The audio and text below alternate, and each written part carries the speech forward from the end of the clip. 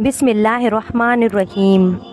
قرآن کریم میں ارشاد باری تعالیٰ ہے کہ بے شک یونس علیہ السلام نبیوں میں سے تھے اور ہم نے انہیں 1,00,000 بلکہ اور زیادہ لوگوں کی طرف بھیجا۔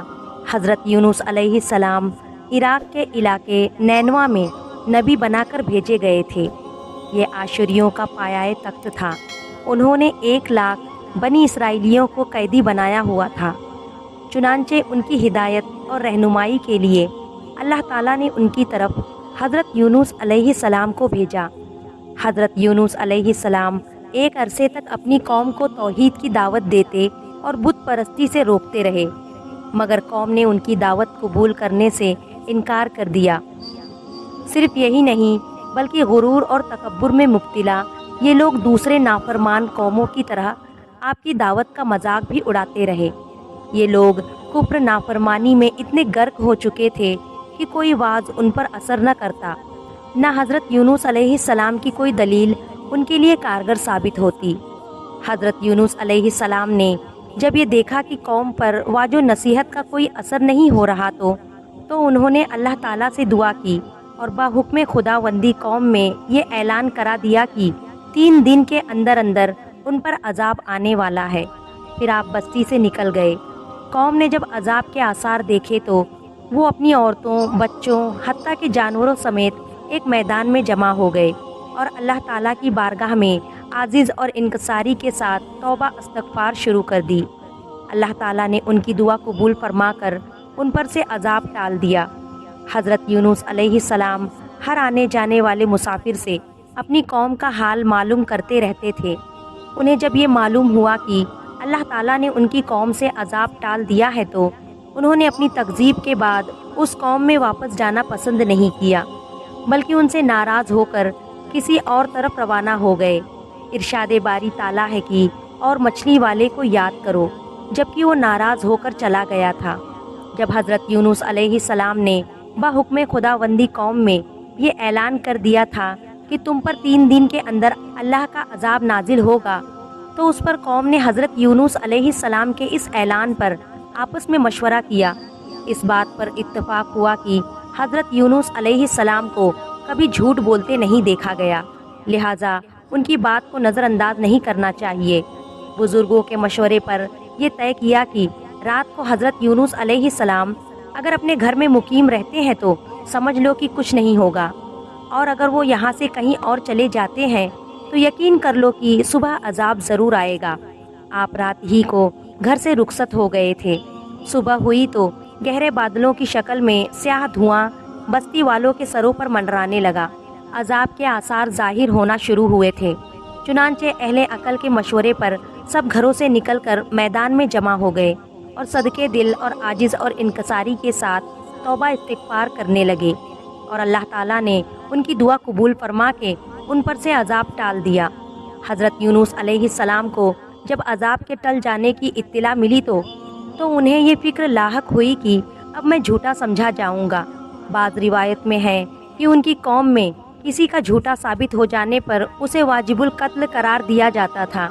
عذاب ٹل جانے کے بعد حضرت یونس علیہ السلام کا اپنی قوم میں واپس نہ آنا اور اپنی مرضی کے بنا پر ہجرت کا قدم اٹھا لینا اور اللہ تعالیٰ کے آنے والے حکم کا انتظار نہ کرنا ان کی نظر میں قابل گرفت بات نہ تھی، مگر اللہ تعالیٰ کو حضرت یونس علیہ السلام کا یہ طرز عمل پسند نہیں آیا کہ وہی کا انتظار کیے بغیر ایک فیصلہ کر گئے۔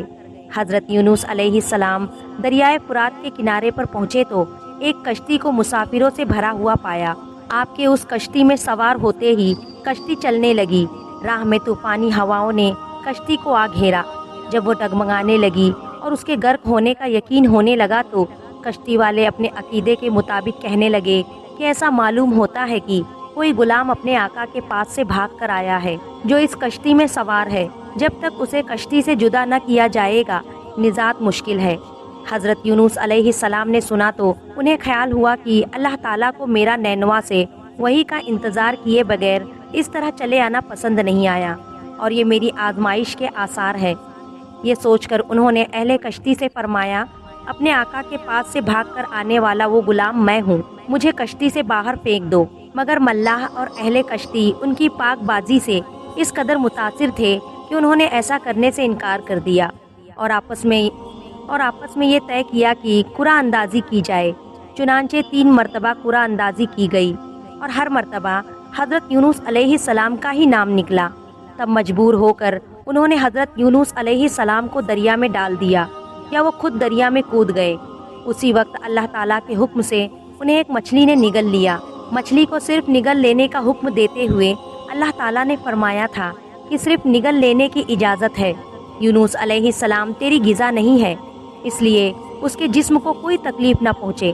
حضرت یونس علیہ السلام نے جب مچھلی کے پیٹ میں خود کو زندہ پایا تو بارگاہ الہی میں اپنی اس ندامت کا اظہار کیا کہ وہ اللہ تعالیٰ سے اجازت لیے بغیر اپنی قوم سے ناراض ہو کر نینوا سے نکل آئے۔ قرآن کریم میں ارشاد باری تعالیٰ ہے کہ اور جنون جب غصے کی حالت میں چل دیے اور خیال کیا کہ ہم ان پر قابو نہ پا سکیں گے، آخر اندھیرے میں اللہ کو پکارنے لگے، تیرے سوا کوئی معبود نہیں، تو پاک ہے اور بے شک میں قصوروار ہوں۔ اللہ تعالیٰ نے حضرت یونس علیہ السلام کی درد بھری آواز سنی اور دعا قبول فرما کر مچھلی کو حکم دیا کہ یونس کو جو تیرے پاس ہماری امانت ہے اگل دے۔ چنانچہ مچھلی نے ساحل پر حضرت یونس علیہ السلام کو اگل دیا۔ حضرت عبداللہ بن مسعود رضی اللہ تعالیٰ عنہ فرماتے ہیں کہ مچھلی کے پیٹ میں رہنے کی وجہ سے ان کا جسم ایسا ہو گیا تھا جیسے کہ کسی پرندے کا پیدا شدہ بچہ، جس کا جسم بہت نرم اور جسم پر بال تک نہیں ہوتے۔ غرض حضرت یونس علیہ السلام بہت کمزور اور ضعیف حالت میں خشکی پر ڈال دیے گئے۔ اس کے بعد اللہ تعالیٰ نے ان کے لیے ایک بیل دار درخت اگا دیا۔ علماء نے لکھا ہے کہ وہ کدو کی ایک بیل تھی جس کے سائے میں وہ ایک جھوپڑی بنا کر رہنے لگے۔ چند دن کے بعد ایسا ہوا کہ اللہ کے حکم سے اس بیل کی جڑ کو کیڑا لگ گیا اور اس نے جڑ کو کاٹ ڈالا۔ جب بیل سوکھنے لگی تو حضرت یونس علیہ السلام کو بہت غم ہوا۔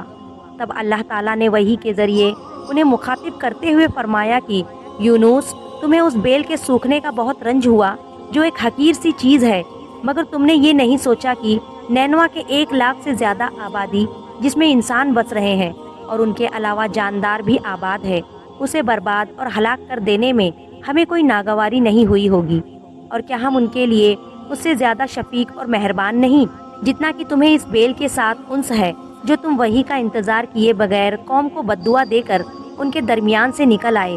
یہ ایک نبی کے شان کے خلاف ہے کہ وہ قوم کے حق میں عذاب کی بددعا کرنے اور نفرت کر کے ان سے جدا ہو جانے میں جلد بازی کرے۔ اس میدان میں اللہ تعالیٰ نے یکتینا کی بیل اگا دی تھی اور فرمایا کہ اللہ تعالیٰ نے ایک پہاڑی بکری ان کے لیے مہیا کرا دی تھی۔ وہ صبح شام آپ علیہ السلام کو دودھ پلا کر چلی جاتی تھی، جس سے آپ علیہ السلام کی صحت بہتر ہو گئی۔ علماء فرماتے ہیں کہ کدو کی بیل اگانے میں بہت سے فوائد پیش نظر تھے۔ اس کے پتے نرم، شگفتہ اور سایہ گھنا ہوتا ہے اور مکھیاں اس بیل کے پاس نہیں جاتی۔ حضرت عبداللہ بن مسعود رضی اللہ تعالیٰ عنہ نے فرمایا کہ حضرت یونس علیہ السلام مچھلی کے پیٹ میں 40 روز تک رہے۔ وہ مچھلی انہیں زمین کی تہ تک لے جاتی، دور دراز کے مسافتوں میں پھراتی اور نمکین کڑوے پانی کی تاریکیوں میں رکھتی۔ آپ علیہ السلام نے ہر جگہ سنا کہ مچھلیاں رحمت کی تسبیح کر رہی ہے، حتیٰ کہ چھوٹی چھوٹی کنکریاں بھی رحمان اور رحیم کی تسبیح میں مشروف ہے۔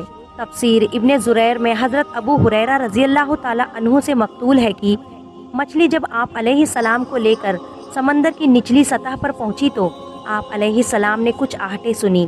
دل میں سوچا کہ یہ کیا ہے، تو اللہ نے وہی فرمائی کہ یہ سمندری جانوروں کی تسبیح ہے۔ تو حضرت یونس علیہ السلام نے بھی یہ تسبیح کی۔ فرشتوں نے آپ کی تسبیح سنی تو بارگاہ خداوندی میں عرض کرنے لگے کہ اے ہمارے پروردگار، ہم اجنبی زمین سے ایک کمزور سی آواز سن رہے ہیں۔ اللہ تعالیٰ نے فرمایا کہ یہ میرا بندہ یونس ہے، جس سے میرے فرمان کی لغزش ہوئی، تو میں نے اسے سمندر کے اندر مچھلی کے پیٹ میں قید کر لیا۔ فرشتوں نے حضرت یونس علیہ السلام کی سفارش کرتے ہوئے کہا کہ اے ہمارے معبود حقیقی، وہ تو تیرا بہت نیک بندہ ہے جو شب و روز تیرے پاس نیک عمل پہنچاتا ہے۔ فرمایا ہاں، وہ بہت اچھی تسبیح کرتا ہے۔ پھر اللہ تعالیٰ نے مچھلی کو حکم دیا کہ ہمارے بندے کو ساحل پر ڈال دے۔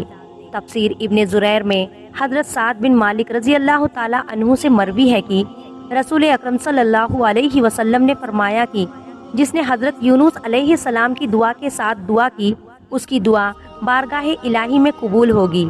قرآن کریم میں حضرت یونس علیہ السلام کا ذکر سورہ نساء، سورہ انعام، سورہ یونس، سورہ صافات، سورہ انبیاء اور سورہ قلم میں موجود ہے۔ ان میں سے پہلی 4 صورتوں میں نام لے کر اور باقی 2 صورتوں میں ذُنُّون اور صاحب حوض یعنی مچھلی والا کہہ کر ذکر کیا گیا ہے۔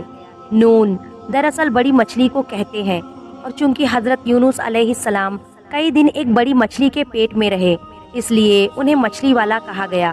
مورخین اسلام اس بات پر متفق ہے کہ حضرت یونس علیہ السلام کے نسب تعلق سے اس سے زیادہ کوئی بات ثابت نہیں کہ ان کے والد کا نام متی تھا، چنانچہ وہ حضرت یونس بن متی علیہ السلام کے نام سے مشہور ہوئے۔ حافظ ابن حجر رحمۃ اللہ علیہ فرماتے ہیں کہ حضرت یونس علیہ السلام کے زمانے کا تعلق تاریخ کی روشنی میں مشکل ہے، البتہ بعض مورخین نے لکھا ہے کہ جب ایران کے اندر وہ دور تھا جس میں بہت سارے بادشاہ تھے اور ہر ایک اپنی اپنی مرضی کے حساب سے حکومت کیا کرتا تھا، اس وقت نینوا میں حضرت یونس مورخین کا ظہور ہوا۔ حضرت یونس علیہ السلام کی عمر 28 سال تھی کہ اللہ تعالیٰ نے انہیں منصب نبوت پر سرفراز فرمایا اور اہل نینوا کی ہدایت پر مامور کیا۔ آپ اسرائیلی پیغمبروں میں سے تھے۔ امام بخاری رحمۃ اللہ علیہ کی کتاب انبیاء میں شائع شدہ ترتیب کے مطابق آپ کا ذکر حضرت موسیٰ علیہ السلام، حضرت شعیب علیہ السلام اور حضرت داؤد علیہ السلام کے زمانے کے درمیان ہے۔ اللہ تعالیٰ مجھے اور آپ کو قرآن و حدیث پر چلنے کی توفیق عطا فرمائے۔ ناظرین، کمنٹ میں اللہ تعالیٰ کے 99 ناموں میں سے ایک نام ضرور ٹائپ کرے۔ محترم ناظرین، امید ہے کہ آپ کو ہماری یہ ویڈیو پسند آئی ہوگی۔ ایسی اور اسلامی واقعات اور معلومات حاصل کرنے کے لیے ہمارے چینل کو ضرور سبسکرائب کریں اور دل اجازت دے تو ویڈیو کو دوسروں تک لازمی پہنچائیں۔